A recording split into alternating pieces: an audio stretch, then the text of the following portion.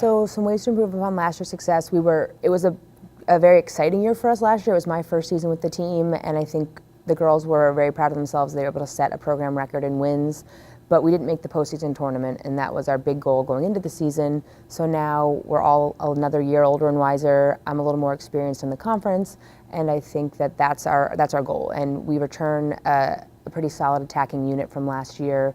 We're younger in certain spots, but I think we're just as capable of being as talented, if not more talented, than we were last year in those positions.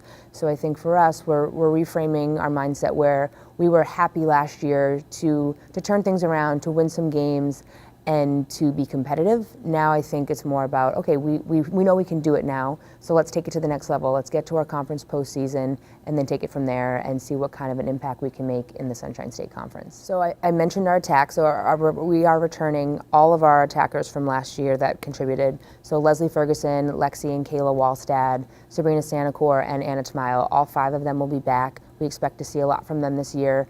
That's 3 seniors and 2 juniors, so that's a pretty veteran offense right there. And then we returned Delaney Crisco in the midfield, and Sarah Pearson, who took draws for us last year, is only a sophomore. So we're excited about that group coming back. Defensively, that's where we'll look a little different. Neely Reagan is back, and then we have Erin Davis, who was our starting goalkeeper last year. She's back as well. Everybody else will be different.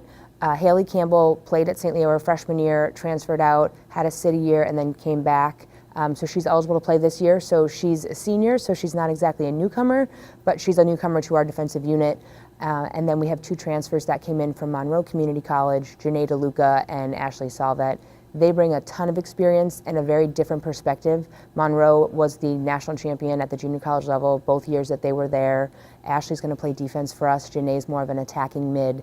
And I think that what they bring to the table will enhance us right away. Molly Tesserera is also a transfer for us.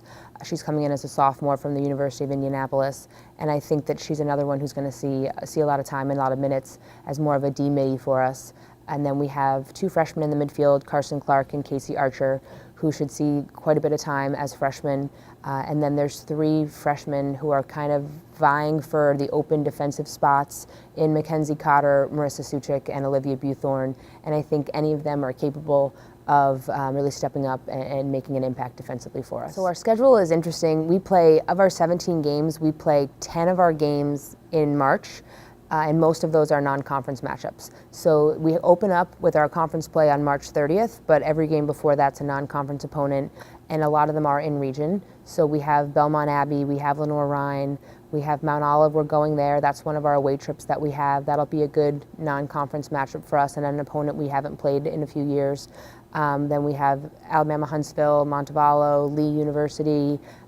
Those teams are all coming to us this year. And I think for us, that's a good tune-up to see where we stack up in the region before we go into our conference play. The conference play is very strong, but I think that we have a non-conference schedule that should give us the confidence that we need with a younger squad in certain spots, but also be able to challenge the veterans to get themselves ready for conference play.